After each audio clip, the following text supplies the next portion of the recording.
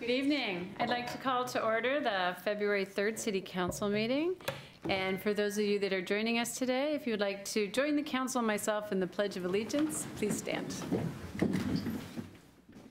I pledge allegiance to the flag of the United States of America and to the republic for which it stands, one nation, under God, indivisible, with liberty and justice for all. So we'll be starting off this evening with audience comments. This is your time to speak to your council. The guidelines for public participation are displayed on the screen behind me. Please limit your comments to 5 minutes. We do have a sign-up list, and those who signed up will be called up first. If you did not sign up, I will still call to have others speak before we close this portion of the meeting. If you are here representing a group or an association, please identify that when you are speaking this evening. And if you are here this evening and joining us and want to show support for a speaker's thoughts and comments, please raise your hand so council understands the level of support in the room. Tisha, has anyone signed up to speak this evening?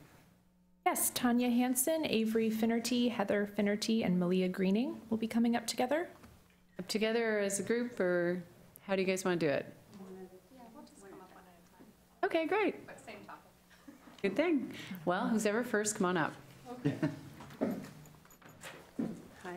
Hi, I'm Tanya Hansen, and I work at Clark Elementary right here, and we're all up here about this crosswalk, or the intersection at 2nd and Bush.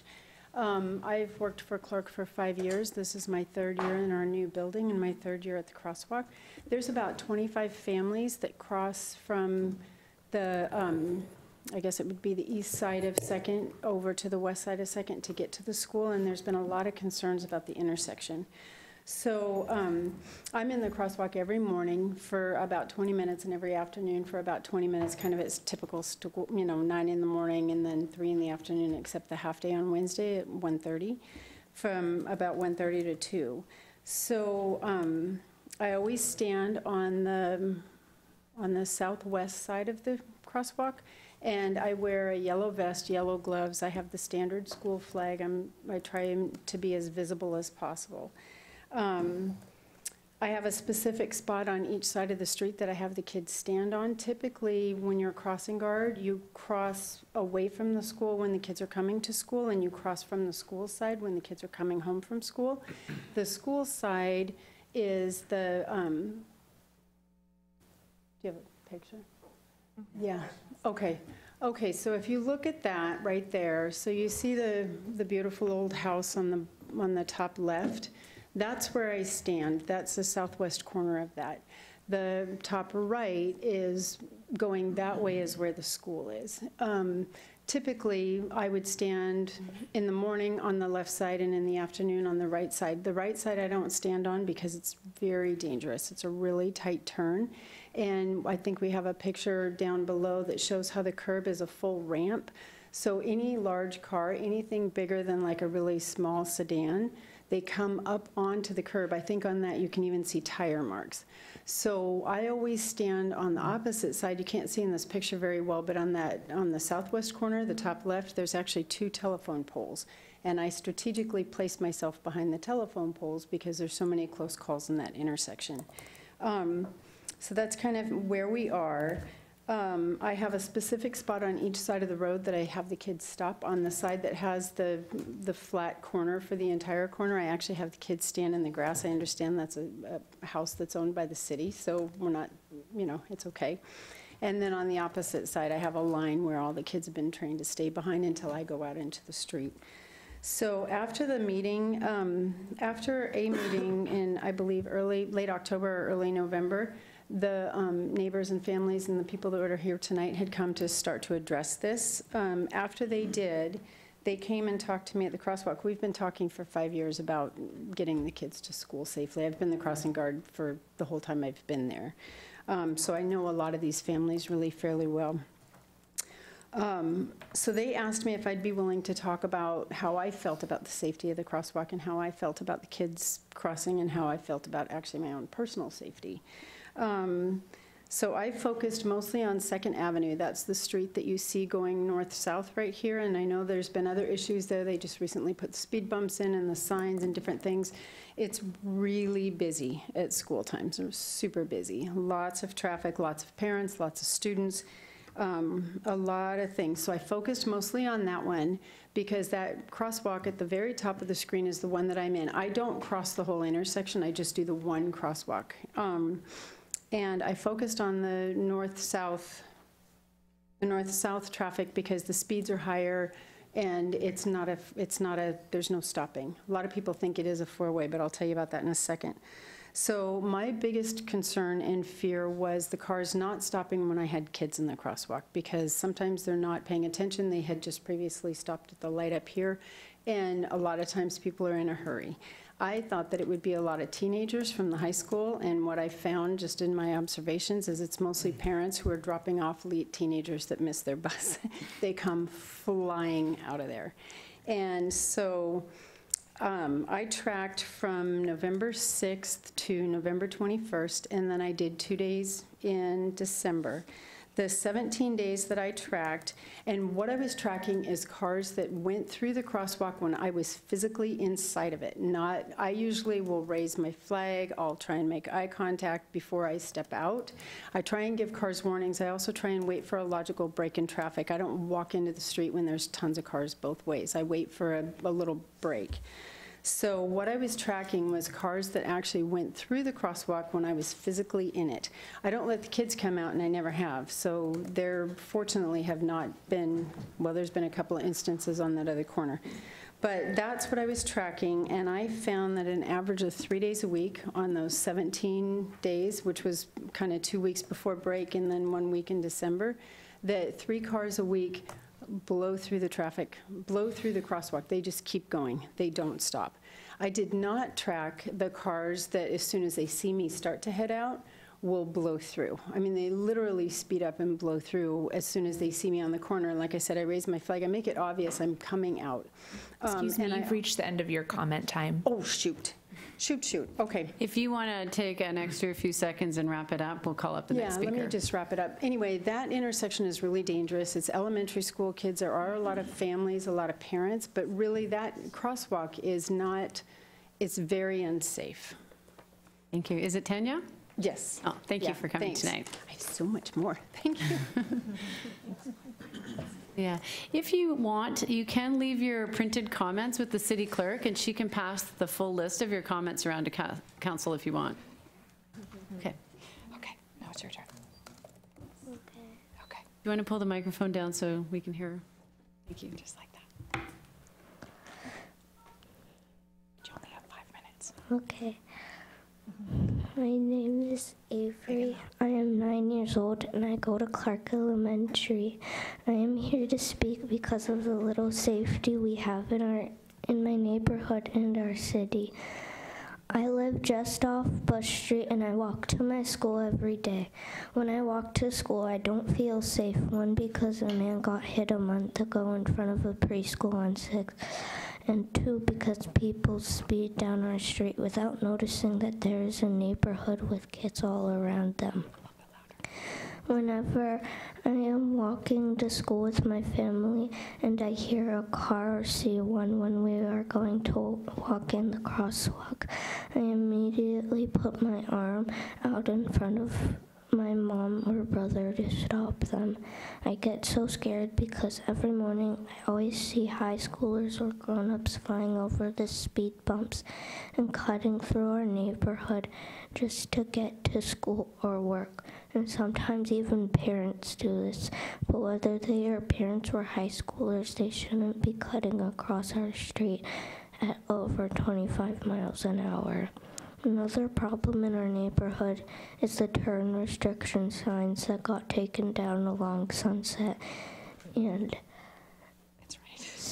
second, if those restriction signs were not taken down, that man would not have gotten hit by the car. This makes a lot of people sad that you chose not to put those signs back up after the man was hit. I also do safety patrol at Clark on Thursdays. When I do patrol, all I think about is the cars hitting me or another person or crashing onto the sidewalk only to hurt someone else. One day when I was doing safety patrol, a big child care bus was turning on my side and my friend's side. Just as it was turning, the bus wheels rolled up onto the sidewalk and the bus almost tipped over on me and my friend. I don't like this because there's a bus picking up kids in a school zone and it rolls up onto the curb where kids are. Thank you for your time. Thank you, Avery. Thank you. Avery has seen us working on this, and these are her words, and she wanted to write that letter and share that with you. It was not prompted by Malia or myself, but just from her heart, and pretty brave of her to do that. I'm going to continue with what I've got, if you wouldn't mind going to the next slide, Tisha. I'll try and be quick here. We've already talked about those turtles, confusing drivers. They don't know that that sign isn't a stop sign, and so part of the problem, too, that Tanya was talking about is some people will stop, and it causes a big confusion at that circle because of the unexpected stopping. So then other people in cross traffic don't know when to go, and the people who are going start to stop, and then it becomes anybody's guess who's actually going to resume the traffic flow, and that causes near misses every day. Since the last time I saw you, I have almost been hit in the middle of the crosswalk twice. Dead center in the middle of the sidewalk. One of them, I had my 70-year-old mother with me who was holding on to me during the snow when it was icy out so that she wouldn't slip and fall, and I'm sure that we were slower crossing the intersection than normal. So I had her on one side, I had my daughter on the other side, and we were in the center of the crosswalk where a car oncoming decided to come through. 2 weeks later, 4 o'clock, picking up my daughter from school after her crossing guard, the same thing happened. This time it was so dramatic that there was a pause in all of the cars. After the car came around, they were taking a left-hand turn pretty much straight into us, and had I been a little bit quicker in thinking, I could have reached out and just whacked on the car because they were that close. Every car in that intersection stopped and paused for a very long time because it was so jarring and nobody wanted to move. The school bus driver, who was the oncoming traffic, actually stopped the school bus and rolled down her window and asked if we were okay before continuing. And that's not an isolated incident. And that's just me talking to you guys two times in 1 month. The next slide, please. And the traffic studies are great. We do appreciate that there were traffic studies that were put into Andrews and Bush Street after we first visited you in November, but they only show one facet of the problem that's going on here. The median speed, we understand, is probably closer to the 25 miles an hour, but it's that peak speed or peak traffic times that we're worried about. And so the traffic studies are a little bit skewed as far as what we're talking about, and being able to get it from one piece of that. Same thing with police records, and this is just an example of that as well, because if you go back to that same corner, the tire tracks on the street aren't going to show up on a police record. The X in that grassy spot where she has the kids stand, that's actually where a white SUV came to land during an accident one day, and that happened moments after the kids crossed, so there was a near miss on that one as well. Something else that doesn't show up in traffic records, I circled my intersection of 4th and Bush on there. That's a traffic accident that happened there. The white car behind the van was the one that hit me because I could not see to take a left-hand turn. There are 10 new houses that have just been built on Croston, which is one street, the alleyway behind Bush Street. That's what I would estimate a minimum of 20 more cars in that section that are going to be accessing Bush Street at that same spot. Had there been a 4-way stop there, that truck would have been forced to move back just a little bit, which would have increased visibility to take left-hand turns and not get hit by oncoming traffic. I have no choice but to pull out into oncoming traffic and hope that nobody's there. Same situation is created on Andrews and 5th. There's 20-foot tall trees at the corner. You cannot see even though there's a roundabout there. Next slide, please. Our neighbors have taken to putting up their own slides in their own signs in their yards. Next slide, please. These are the pathways up to, on the left is Clark Elementary School, and on the right is the pathway up to the high school and the middle school both. The right-hand side pathway up to the middle school is half as wide as the one going up to Clark, and that means that we would have had to cross second just to get to that sidewalk as well. The one on the right-hand side that goes up to the middle school also depends on how much debris is in the road, how much walkability it has as well. Notice that neither side has any signage for a school zone. Go ahead and click the next slide, please. If I look at last year's school reports, Gibson X has 184 students. Clark Elementary, as of today, has 787 students, although the report is a little bit less. Issaquah Middle School is 994, with Issaquah High School, 2,442. That's over 4,407 students every day. Clark, I'm understanding, is averaging 10 new students every day. That does not take into account the Issaquah Community Center has 2 locations of preschools in the area, Giggly Wiggly Preschool, and at least 3 group home servicing adults with differing disabilities within that same spot. There are 2 school signs within that vicinity. Next slide, please. And both of those school signs, by the way, are up at the middle school and the high school. Contrast, here's Cougar Ridge Elementary School. It's in the Issaquah School District. We just learned tonight as we keep getting information trickling in via our Facebook page, community Facebook page, and specifically created email address, that Cougar Ridge Elementary School initiated the safety measures around their school. It is a Bellevue address, but it is an Issaquah School District school. The sign A, or excuse me, picture A on the left has a residential area. This is the first thing you see when you turn in off the main road into the residential area is the residential blue sign and 25 miles an hour on the actual roadway.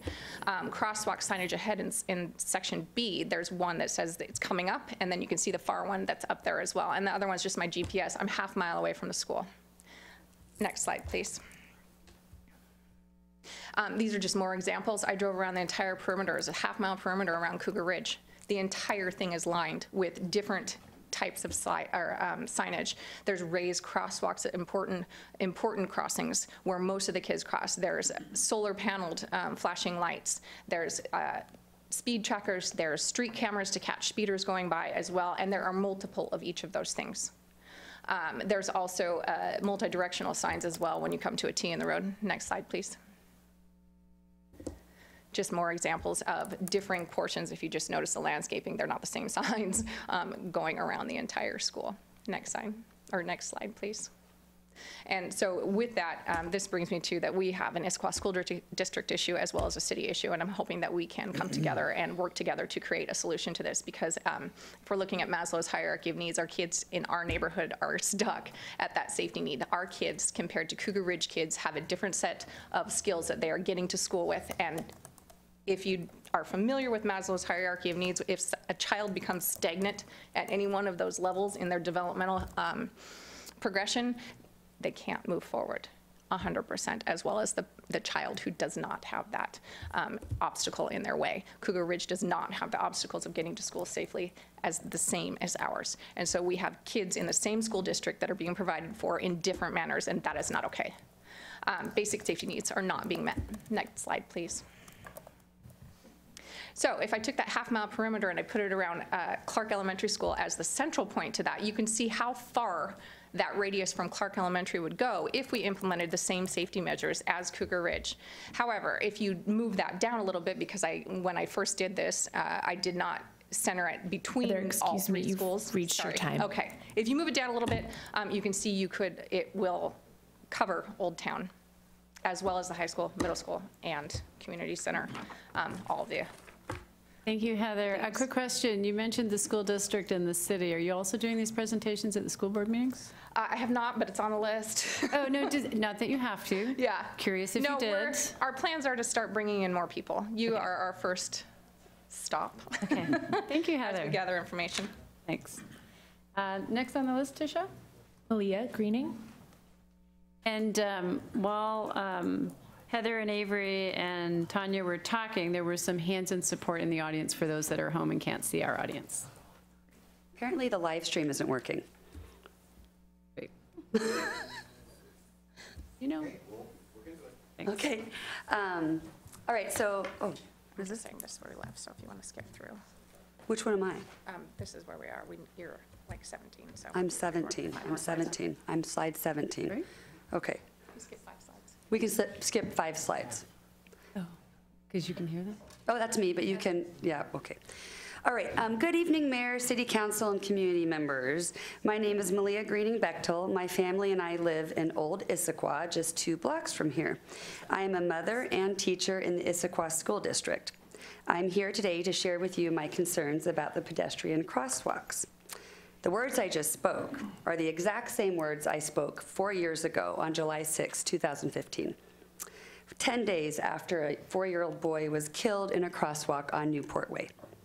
Back then, I was here to create a safer Newport Way for the children and community there. Today, I am here for the safety of my own children and my own community. I want to talk about being proactive. I have spoken at several city council meetings about my concerns with the crosswalks and the traffic on 2nd and Bush. My neighbor Heather and our crossing guard Tanya both have shared specific incidents and proposed solutions. I will not be repeating what they said.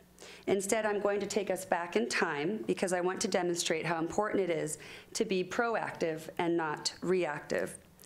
On March 12, 2012, 3 years before Hao Chen died, Troy Schulzen, shown in this picture here, was in a crosswalk on Newport Way with his guide dogs. He spoke at a council meeting about his experience, and I quote, "I pushed the crosswalk button and waited for my opportunity to cross. I made it to the middle of the intersection, and all I saw was the front grille of a truck approaching me at a fast rate. It came to my mind, I don't want to die. All I heard was a woman screaming, and there I saw both of my dogs, both dead and mutilated in front of me. The truck did not stop. More and more people complained again because we all knew it was only a matter of time before a child was going to be hit." He came here to the city council, along with all of his neighbors, several times before the incident in 2015. Next slide, please. On June 17th of 2013, 2 years before Hao Chen died, Hart Sugarman spoke before you about his concerns regarding the crosswalks off of Newport Way. He said, and I quote, "I activated the flashing lights and 4 vehicles drove through. Not one of them slowed down. They just aren't paying attention. Something needs to be done. I hereby submit to you a citizen's actions request." Hart returned again 10 days after Hao Chen died, on July 6, 2015, stating, "I have come before City Council on numerous occasions, written letters to the mayor's office and directly to city administrators to address the concerns about Newport Way. Tonight, I'm going to submit another citizen's action request. Tonight is not a request, it is a demand so that another life will not be lost." I share these memories with you because I want the city to be proactive now. Be proactive to keep our children safe in these crosswalks. Be proactive by adding lights, speed bumps, stop signs, turn restrictions, whatever it takes. Be proactive now so that you don't have to be reactive in the future. In the end, you did give Newport Way community a safer Newport Way, but what did it take? Thank you. Thank you, Malia. Is there anyone else signed up to show? Yes, Larry Franks. Come on up, Larry.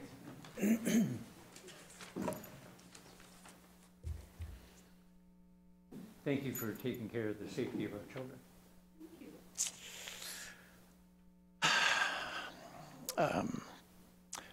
Tough subject to follow. My name is Larry Franks. I live at 24001 Southeast 103rd Street, a longtime resident of Issaquah. And I'm also speaking on behalf of the Friends of Issaquah Salmon Hatchery, and I see some other fishy friends around here. Next slide, please. This is a picture that I've shared in the past, and this is basically the return of adult fish to the Issaquah hatchery over the last 20 years. Next slide, please. What I did not point out at the time is that the trajectory passes through zero at some point in the near future. So biological systems are not linear. We can't look at this and say at 6 years we will have zero fish, but we're at risk, and we need to take action to avoid extinction.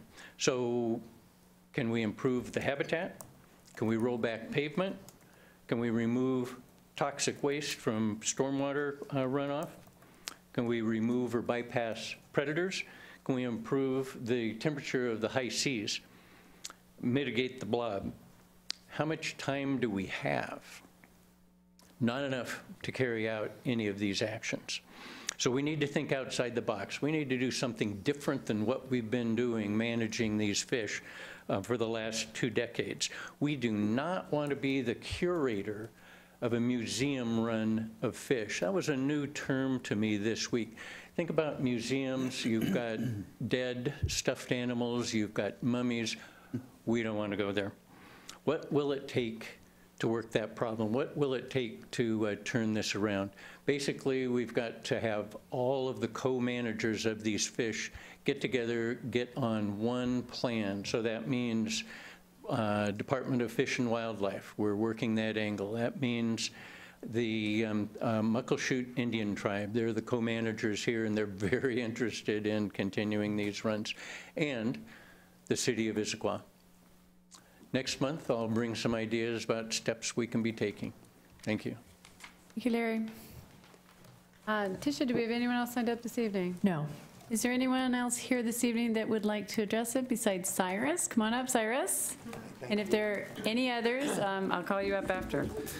Good evening. I actually rolled out of bed because I wanted to watch it on live TV, and it's not working, so I don't know if someone can get the live stream kicking. But I'm out of bed, so here I might as well say a couple things. Now you are live streaming, so. Oh, shoot. Maybe I better shut up. P's and Q's. Welcome, new council members. It's nice to see you all. I wanted to follow up on the earlier gentleman's comment, and it's accidental because I just rolled in late. There's one other state government entity that could help with the salmon recovery, which is Department of Transportation, and I haven't heard back from Dow Constantine's office on this, but let me briefly tell you how this came about. That permit for the Ford dealership at 229th and North and Southeast 66th, I'm not sure where that actually stands. Has a ruling been made on that permit yet? Do you know? We usually don't do Q&A, but I can get you the answer if you would like. So what came to my attention was that there was a lot of conversation on Nextdoor about that location, and I got into a little tangle, surprise, that there is a major environmental risk taking place, a hazard right now, on Department of Transportation property in that right-of-way where the ditch resides. And it's filled 2 levels deep with cans and trash. There's some homeless living back there. There's biohazard that's there. And so while everyone's concerned about what's a pretty clean property that's under permit process, we can't actually clean up our own backyard and help the salmon because we're not given access to that property to do group cleanups. So if we could work with DOT to open up, because there's a double wide gate there, I wouldn't encourage anyone to do that with bare feet or sandals because it really is a biohazard. But if we could, as a city or groups or the state, could open up those gates and do a day cleanup, we could clean up our own backyard instead of worrying about the potential risks that don't currently reside, and help ourselves and clean up our own backyard and help the fish in the process. So if anyone has means of talking to Dow or DOT, my understanding, talking to Connie Marsh and others, is there have been multiple requests made for access to that location inside that fenced area where pollution is in fact filling the ditch, and it's fallen on deaf ears. So let's start helping the salmon by cleaning up our backyard first, and thank you for the update on where the permit resides. I think it'd be a nice location for that spot. There's plenty of other car operations along that same location, so I don't know why that one's being singled out. Thank you. Thank you, Cyrus. Anyone else who did not sign up and would like to address the council? Come on up, Mary. My name is Mary Lynch, and I reside at 2690 Northwest Oakcrest Drive, Issaquah, Washington. I just want to build up on what Malia and Heather said tonight. I've actually come here probably 3 or 4 times over the last 5 years to talk specifically about second and the need for more safety for the school children. I've also attended development council meetings and basically told that's not where you talk about that type of traffic issue. That's not in their purview. It's all to be done after. So a lot of the recommendations that I made did not get done and put into the new middle school or the Clark or the new high school. And if anybody were to stand on any of those corners, not just down there at Bush, but Evans, or even at the main entrance to the high school, you'd be appalled. We need more police presence to start enforcing behavior of the people that are using that road in the morning. People are not giving way to, especially at the high school, to high school students that are crossing.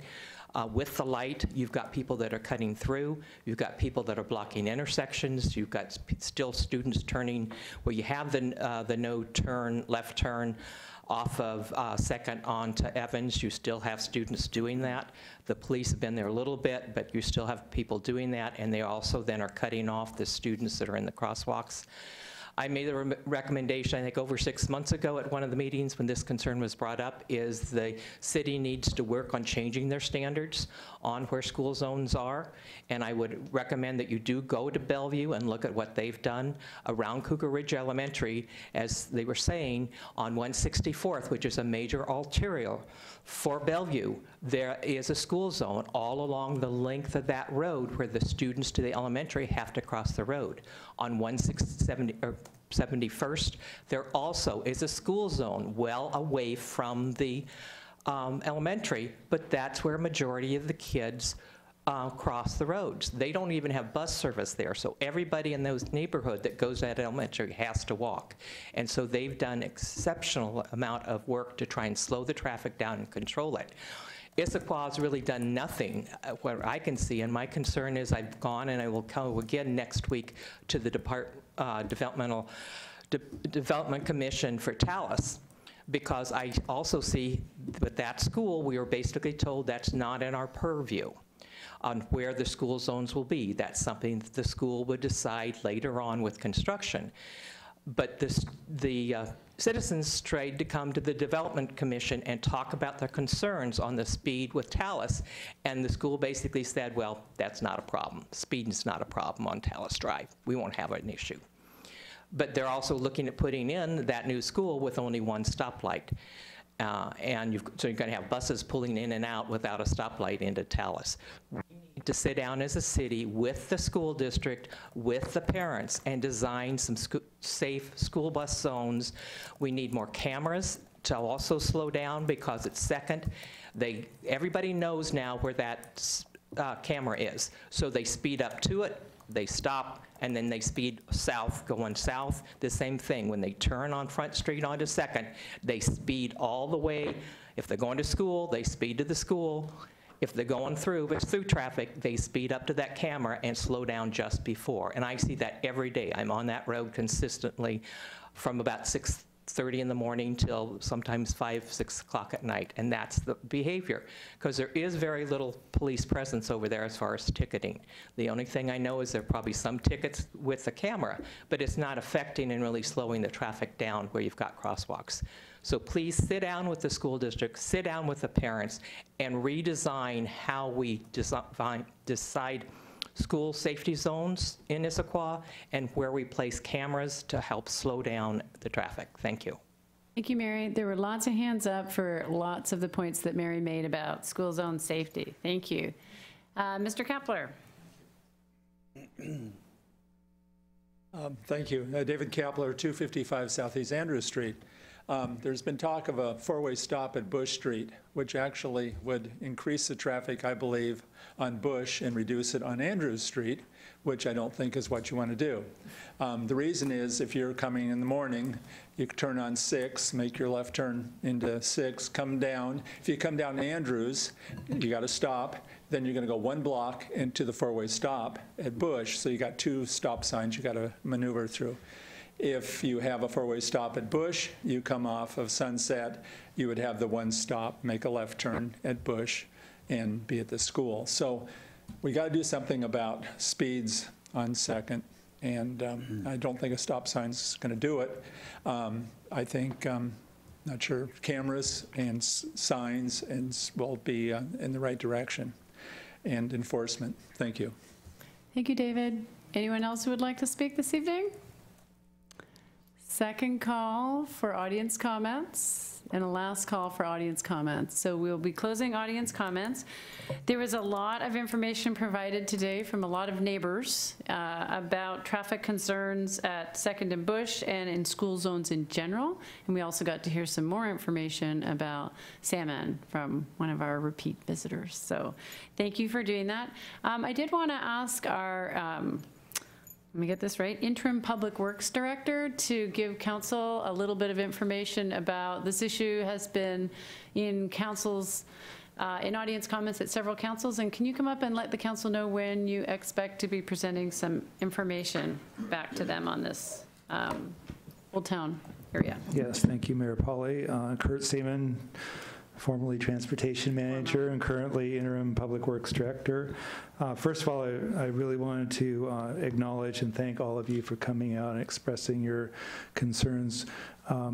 We share those concerns and we take safety very, very seriously. And many of the points you're right on. It certainly is a partnership between the city and the parents and the school district, and we're very committed to coming up with effective, easy to implement, and budgetary, financially feasible solutions for that whole Old Town school area. So we do have an opportunity to talk about this more. We have some ideas that we'd like to share with the community, and we'd also like to hear more from all of you. So currently we have an open house scheduled for February 11th. That's a Wednesday night, if I'm not mistaken. We're still the location seems to be moving around, so we'll let everybody know when we have that tied down for sure. But February 11th, do I have the Wednesday? Or 12th, it must be the 12th. It's the Wednesday, it's not council. Let me take that back. It must be February 12th is the Wednesday. Yes. So Wednesday, February 12th will be the open house.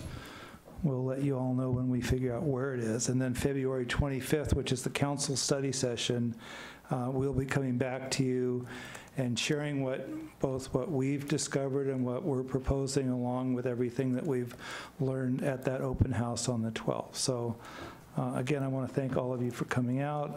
You raised some very good points. We've looked at this a great deal, and we're anxious to share what we've found out there, as well as listen to your ideas. So that's where we're at. Thank you, Kurt. We're moving on to committee and regional reports, starting with Councilmember Hall. Oh, thank you. No report. Thank you. Councilmember DiMichele. No report. Councilmember Walsh. I'll go slowly for Stacy's benefit. So we have each been appointed to regional boards and local committees. I've been appointed as the Chamber of Commerce. So the first meeting of that, I believe, is February 21st. Thank you.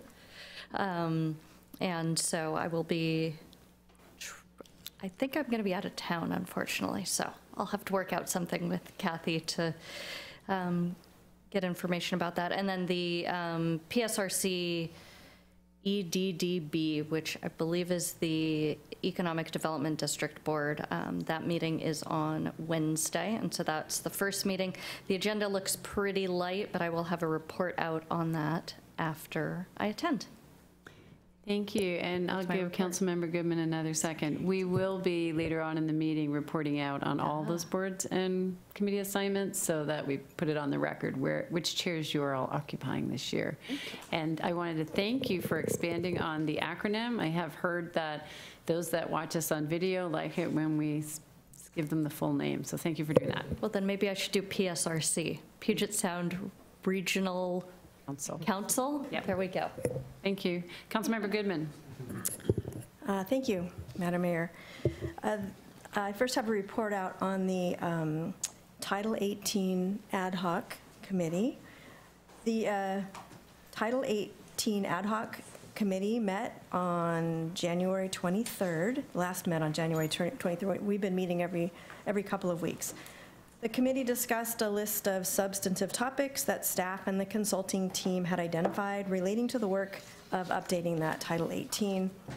And the committee, as we discussed those items, the committee created a list of topics that required a deeper dive. And our next meeting will focus on continuation of the discussion of those bigger topics, focusing on lighting, hillside development, public notice requirements, short plats, and non-conforming uses.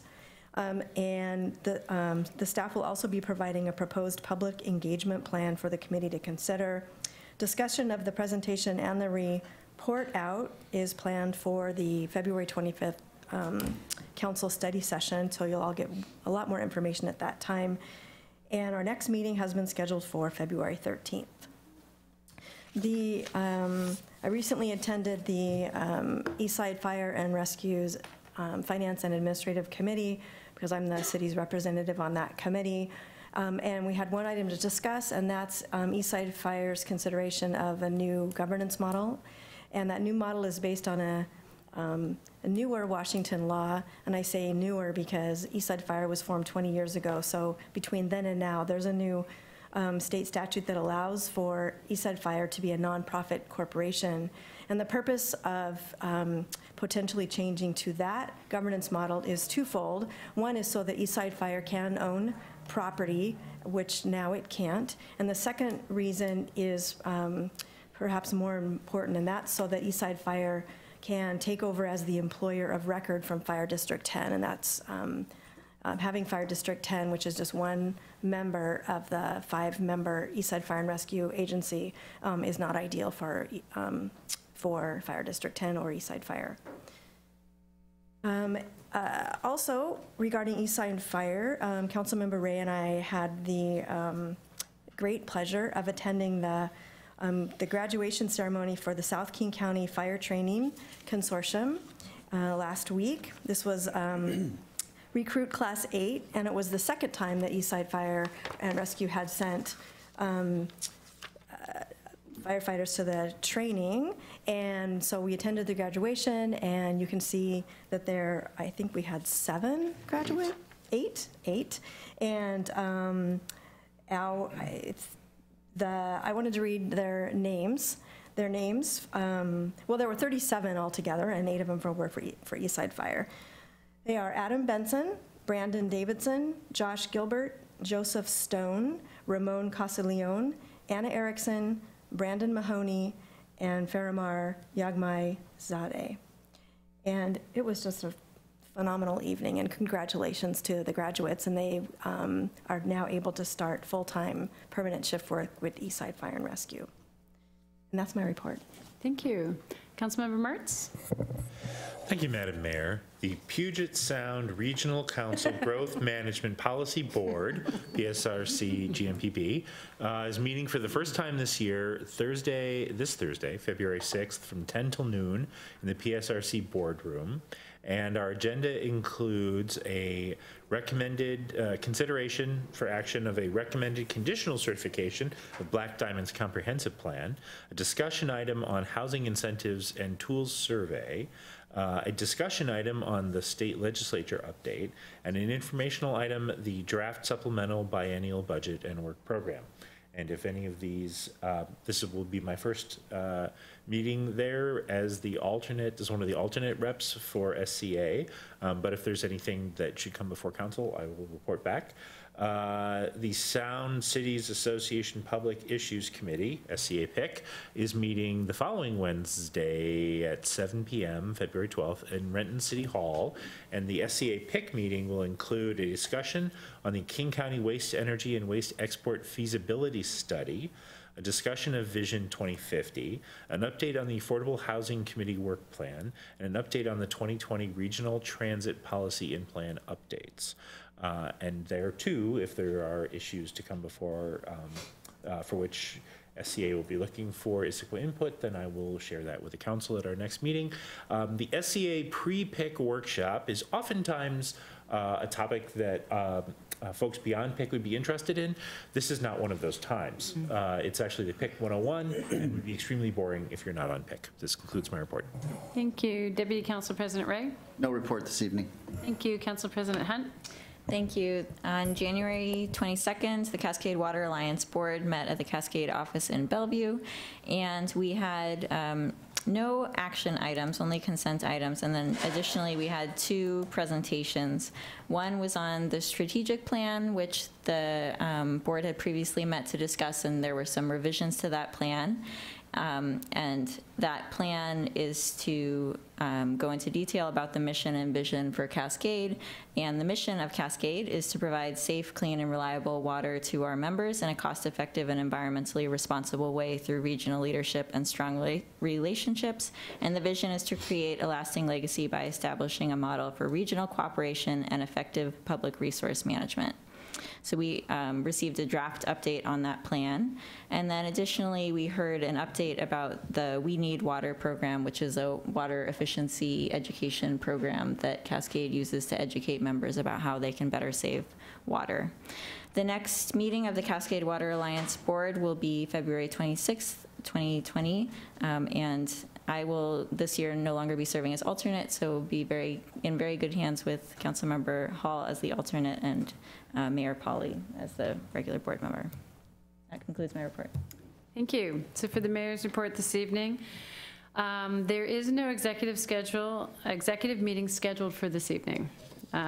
Southeast 43rd Contract Award. Included in tonight's consent agenda is legislation awarding the construction contract for the Southeast 43rd Signalization Project. The Southeast 43rd Signalization Project will realign the driveways to Providence Point and Forest Village and install a traffic signal at the new intersection.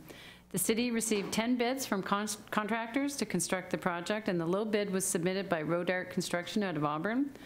Work is going to begin this March with the relocation of utilities, and the project is expected to be completed within 10 months. I also wanted to touch a little bit on the Transit-Oriented Development Opportunity Center project. At the January 28th City Council study session, Council received a presentation and an update on the Transit-Oriented Development proposal that the city is working on with our development partners, King County Housing Authority and Spectrum Development. As a next step on this project, the Council will determine whether to use city-owned land, currently an RV park, to instead support the project. The Council requested additional information prior to a scheduled vote that was to have occurred at tonight's February 3rd City Council meeting. Over the course of the last 5 years, as this proposal developed, we have welcomed 5 new council members to council and have worked through a series of changing circumstances. After this last City Council study session, I had asked our team, city staff, King County Housing and Spectrum, to provide an opportunity for those council members who feel additional time is necessary for them to review the proposal progress of the last 5 years and to reschedule the vote that was to occur tonight out to the next scheduled council meeting on February 18th, 2020. At that council meeting, the request for information from the council study session will be presented to the public and the council. The council will then consider a motion to direct the administration to pursue negotiations for the Transit-Oriented Development Opportunity Center project, utilizing a portion of the RV park as a relocation site for CenturyLink. I want to provide that update because we originally were going to schedule that vote for this evening. We have an informational update this evening, ID 0583, Washington State Creative District Designation. It's informational only this evening. No council action is requested, and I'd like to ask Amy Dukes, our arts coordinator, to make the presentation. Come on up, Amy.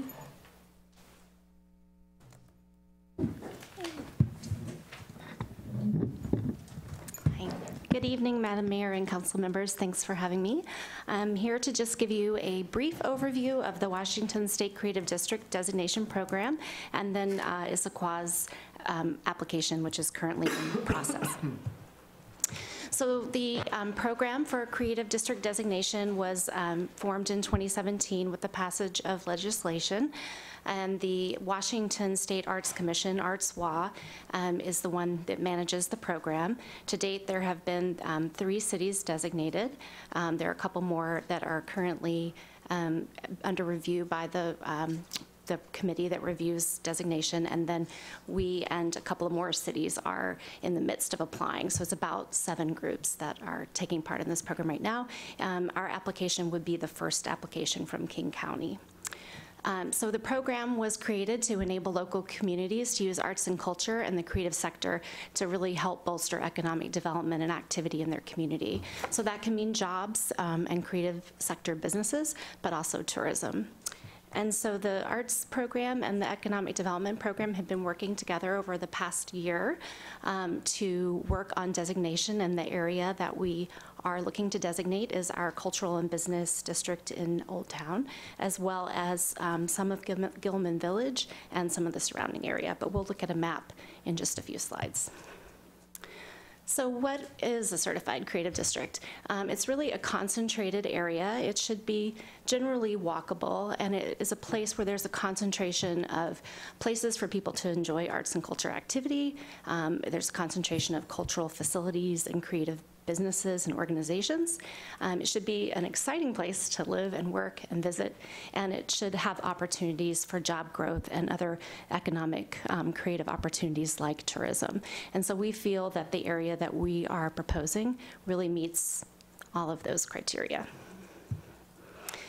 And then who and what is creative? So for the purpose of the application, we are using a very broad definition of creative.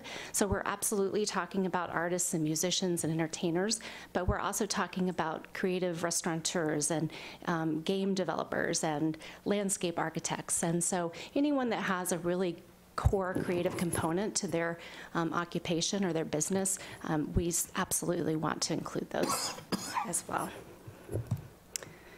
And why Issaquah? So we have an established cultural and business district in Old Town, so that's a natural fit for the program, and we have lots of cultural amenities there.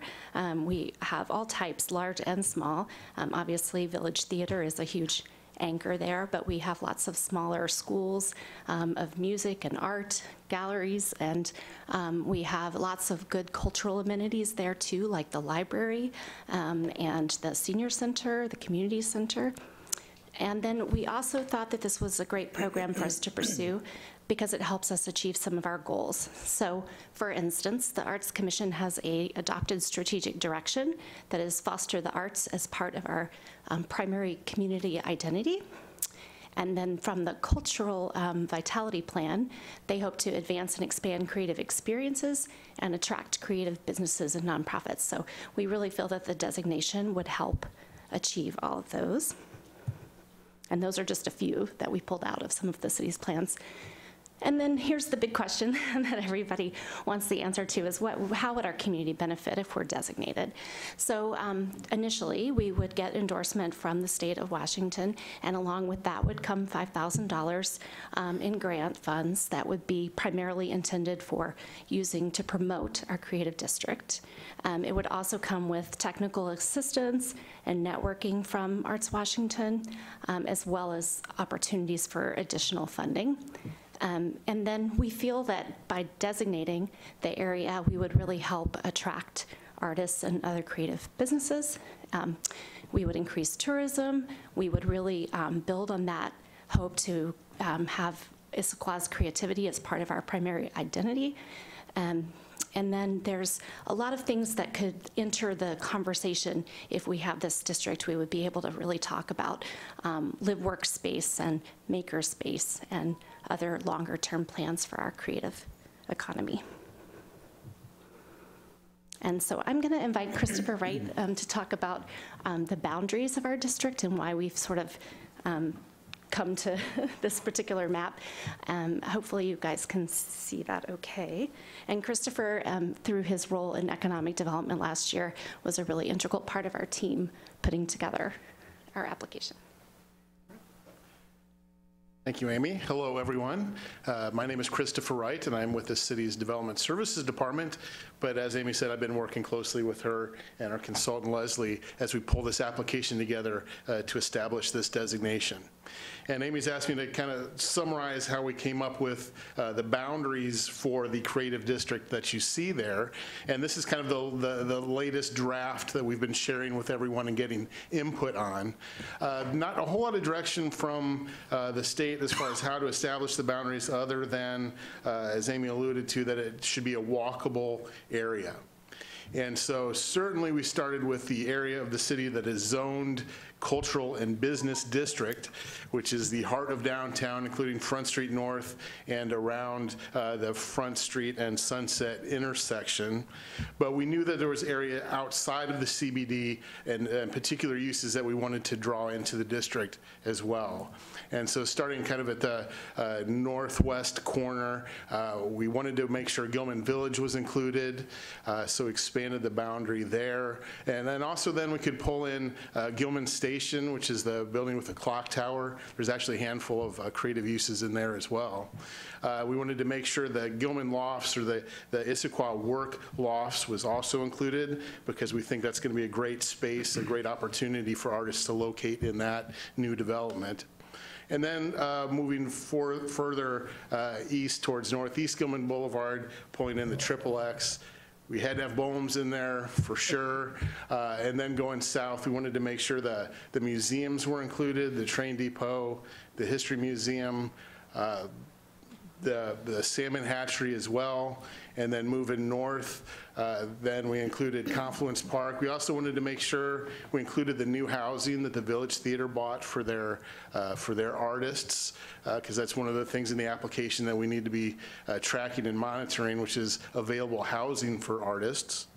And then following kind of the Issaquah Creek boundary on the west side to pull in Confluence Park as well. So that's how we landed on those boundaries. Within that area, there are about 65 creative uses. That is not counting restaurants or hair salons and nail salons, which I think a couple of other cities were counting all of the restaurants in the area. We don't need to pad our numbers that much. So about 65 is what we're counting as creative uses in this area. And it's a good mix. We're feeling pretty good about these boundaries. Thank you. Thanks, Christopher. So really quickly, our timeline, sort of where we've been, where we are now, and where we're heading. The Arts Washington has a pretty comprehensive community readiness toolkit. It's about 30 pages of activities that they would like a community to work through before they apply. So we have been working through that with our consultant, Leslie Moore-Flug, who's here tonight as well, and preparing the application. And that involved putting together a stakeholder group. We have about 25 people on the stakeholder group that represent nonprofit, for-profit, creative businesses, different associations and organizations and community members in the area that we're hoping to get designated. And we've had various planning meetings throughout the last year with that group. We also did some community engagement this summer at the library and the farmers market and different cultural events, and we collected about 750 unique responses from the community, basically telling them about the opportunity to apply for Creative District, asking them what they thought about that and what they'd like to see or what they'd like to do in a Creative District. And so we've used a lot of that information in our application. And then, as Christopher just discussed, we've been sort of working on those boundaries and had some site visits from the Arts Washington staff, and they're actually coming back on Wednesday to walk the latest boundaries with us. And then tonight, here we are giving you this overview information, and then we'll be coming back in March with a resolution. So in order to put in the application, we need a resolution from council, and we'll be submitting that to you via an agenda bill. And then, if all goes well, and we submit to Arts Washington, we expect the evaluation process will take a couple of months, and we could have our designation as early as this summer. So we will be back March 2nd with Agenda Bill 7876 and that resolution. And I'm happy to answer any questions, and Christopher and Leslie may want to help me out with questions. But thank you. Thank you, Amy. Thank you, Christopher. Does council have questions? Any questions? Okay, Deputy Council President Ray. So what does it mean to an organization or a business or an individual to be located in a certified creative district? Well, there will be obvious benefits of promotion. So the cities that have already been designated, which Edmonds was the first example, has received quite a lot of regional press and has received a lot of promotion from Arts Washington for their district. So, you know, if a business is located, we're hoping that they will see expanded interest in their business or in activities that they might be offering. And really also, I think that we're going to be providing anybody who wants to take part in our in the committee that will form after the designation. So really give people a voice to also express how they would like to, you know, economically impact the district. So there's a participation opportunity there too. So building on that a little bit, how does the district designation align with the city's overall economic development plan and strategy and vision? So we have been meeting with the Economic Vitality Commission throughout the process and talking to them about that and wanting their input as well. And we pulled out those couple of items that were sort of, those things are embedded in their plan about attracting creative businesses and creative workers to the city. So we feel like this is absolutely in line with that. But we also are going to want their voice and participation on the group moving forward to help establish how we can help meet those goals through the Creative District. So once we create the Creative District, is there some sort of ongoing oversight governance entity, or how do we move it forward once it's that's a really good question. So every community thus far seems to be doing it a little bit differently. The one common denominator seems to be that the applications are coming from the cities. Then the cities have been managing sort of the initial development of the group that's seeing the day-to-day through for the Creative District.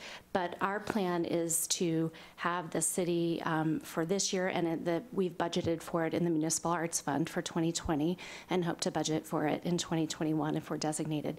But then we would eventually pass it on to a community organization to do that day-to-day management. But there would be a steering committee that would sort of live on with that group that would help with, you know, it could be programming activities, it could be suggested policy development, and then obviously they would need to move through the proper channels for that. But initially it will be the city, and eventually we're hoping it'll be a community organization. All right, last question. What input have we received from the Chamber of Commerce, Downtown Issaquah Association, and Visit Issaquah to help craft this? So all three of those organizations are represented on our stakeholder group. So they've all been actively engaged throughout the last year. And a couple of them are here tonight. Right, I lied. Now, last question. What's important to those three, or those entities? Why is this important to them? I want to invite them to answer that? Or that's a problem. Would you like to have those entities come up and answer the question? I'd be just really thrilled if they would. Okay, we have the executive director from the chamber, and we have the board chair for DIA. If they would like to come up and provide a few thoughts on how this designation is beneficial, that'd be great. Thank you, by the way. It's voluntary. I feel like voluntold, but it's okay. A little voluntold. Kathy McCoy with the Greater Issaquah Chamber of Commerce. I have to tell you first that our board of directors has not yet taken a position on this. We plan to have it on our agenda at our meeting later on this month. With that, I have been attending all of the stakeholder meetings. It's been a great process to work through. I also want to fully disclose that my husband is a full union member and retiree of SAG-AFTRA and Equity. So I have a little bit of love and passion for theater in particular. And I do believe that, personally, I think that art does better a community.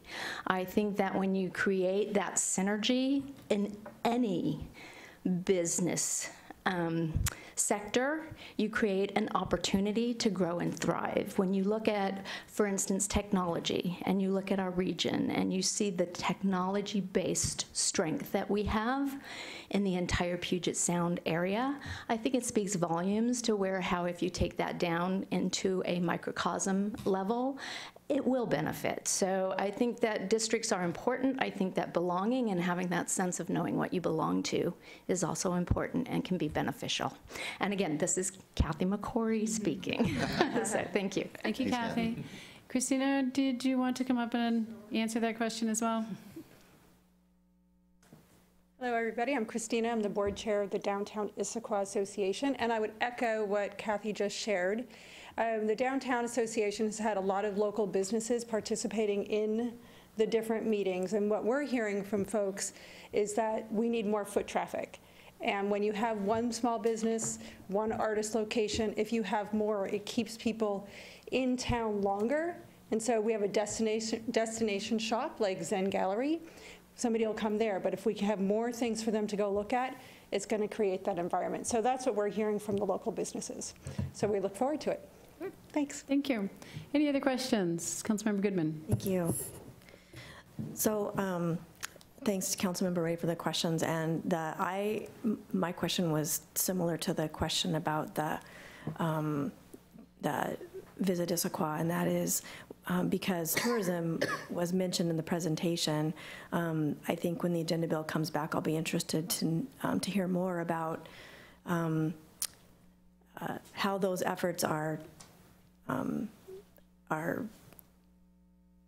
they go together, because I don't, my mind goes to concerns that we're doing two separate things. So I just want to make sure that we are on different tracks. And then also when you were talking about the boundaries, I think I heard a lot about making sure we capture what we currently have, which I understand, but I also was thinking about, we also want to make sure, I think, that we think about what we want to be, just not what we currently have.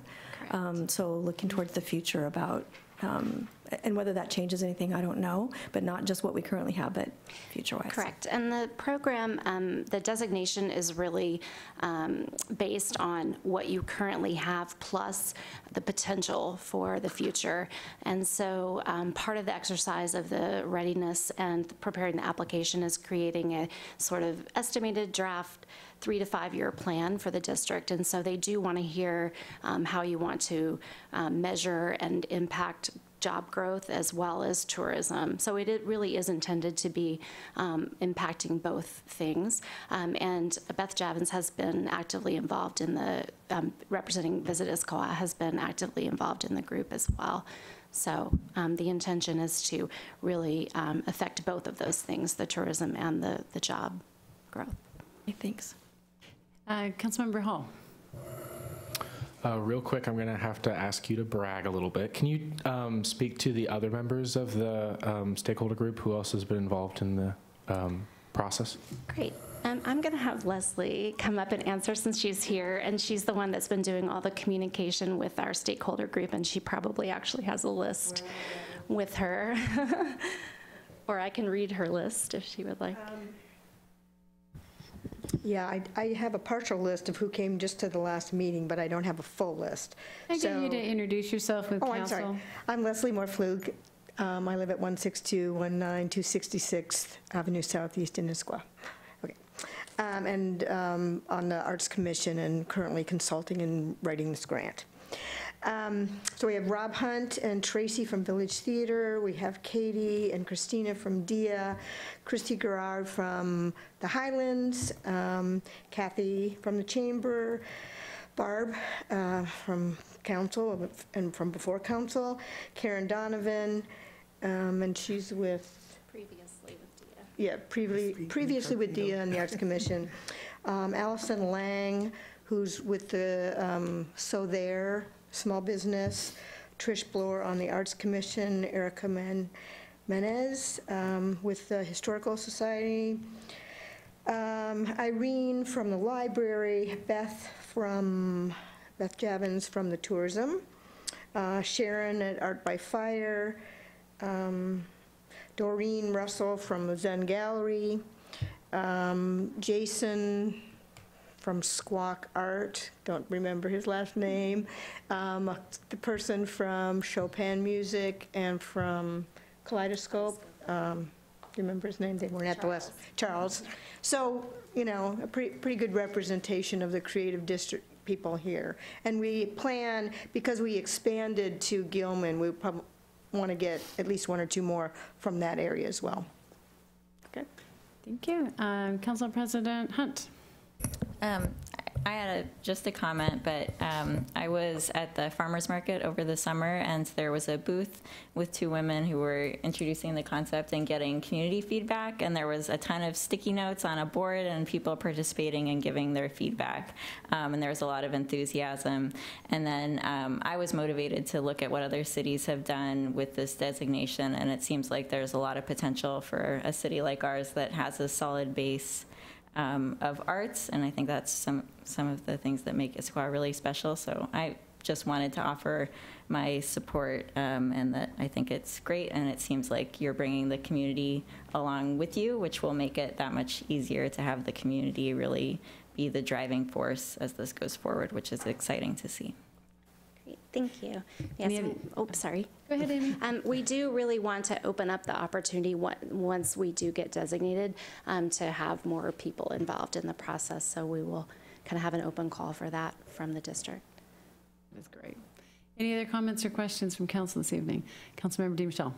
So I just two comments. I just looked it up. There's a book called The Rise of the Creative Class by Richard Florida. It's sort of a classic, and it talks about and demonstrates how communities all over the United States have turned their communities around through creative arts, and how arts create a synergy between economic development and more arts. And if you have creative people in your community, they attract other creative people, and those creative people create businesses and all kinds of things. So I would recommend that book. And then several years ago, and the data is, I'm sure, too old to resurrect, but the East Side Arts Commissions asked for a study of the relationship between the arts and the economic development, and that study showed a very positive correlation, between communities that had arts as a basic part of their identity did better and attracted more income than those that didn't. And Issaquah rated very well, even in those days, on that study. So I'm sure the data's out of date, but I'm sure that the principle continues that if you have a creative community, you do very well economically as well. So I think this is a great idea, and I commend everybody for all the hard work that's already been done. Yeah. Thank you for the comments. Any other comments from council on this item? Great. Thank you very much, Christopher and Amy. We'll see you in March. Great. Next item on the agenda this evening is the consent calendar, and it was distributed to council in advance. If authorized, the items on the consent calendar will be considered together and approved by one motion. Have the payables and payroll been reviewed? Yes. Thank you. Does any council member desire to remove any item from the consent calendar and consider it under regular business? Seeing none, is there a motion? I move to adopt the consent calendar as listed in tonight's published agenda. Second. It's been moved and seconded. All those in favor signify by saying aye. Aye. Those opposed? That carries unanimously. The next item on the agenda normally would be regular business, but we have no items under regular business this evening, so we'll be going into good of the order. Do council members have anything for good of the order this evening? Councilmember Goodman.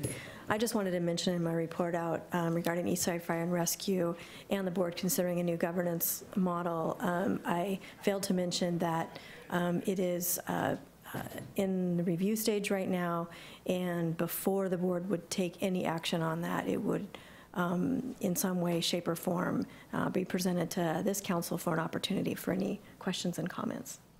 Thank you. Any other items for good of the order? I'm just going to build, I think this body will need to approve that, any change in governance of East Side Fire and Rescue. Yeah. Any other items for good of the order? I have one, small one. It's the red, white, and blue badges that some of you are wearing. I just wanted to remind everybody that we do have an election next week, February 11th. While the ballot may be a little skinny, it is an election. As an immigrant to this country who could not vote in her first 10 years here, I take this super seriously. I encourage you to, with your constituents and at your workplace, to do the same thing. I'm really excited to give recognition to those who already dropped their ballots and want everybody else to do it as well. So that's just a public service announcement. Next item on the agenda is the council president and mayor appointments, and it's an informational item. I thought it'd be a good idea for council president to talk about what seats you'll be sitting in this year within our organization, and then I have some that I'll add on where we actually fill chairs that Sound Cities Association has been allocated on various regional boards and commissions. President. Thank you. So we had this list distributed to council recently, and I'll go through the items, and I'll try to make sure I say the complete name for any of the many acronyms that we have. So for Issaquah's Finance Ad Hoc Committee this year, that will be Council Deputy President Ray, Council President Hunt, and Councilmember Goodman. For LTAC, which is the Lodging and Tax Advisory Committee, that will be Councilmember Goodman. Cascade Water Alliance, the board, the mayor is the regular member and Councilmember Hall will be the alternate member. Eastside Fire and Rescue Board, Councilmember Goodman and Council Deputy President Ray will be the regular members and Councilmember Hall will be the alternate. Eastside Human Services Forum, the member will be Councilmember DeMichelle. Eastside Transportation Partnership, ETP, will be Councilmember DeMichelle. The chamber member of the council will be Councilmember Walsh. And then WIRA 8, Water Resource Inventory Area, which is a technical name for our watershed. Salmon Recovery Council member will be myself, Council President Hunt. Sound Cities Association, I believe you will be doing those, okay. And then the last one before the Sound Cities Association appointments is K4C. The mayor is the regular member and Councilmember Hall will be an alternate. And the K4C stands for King County Cities Climate Collaboration. So that has to do with climate action. And I believe I've got all of the ones that are not the Sound Cities appointments.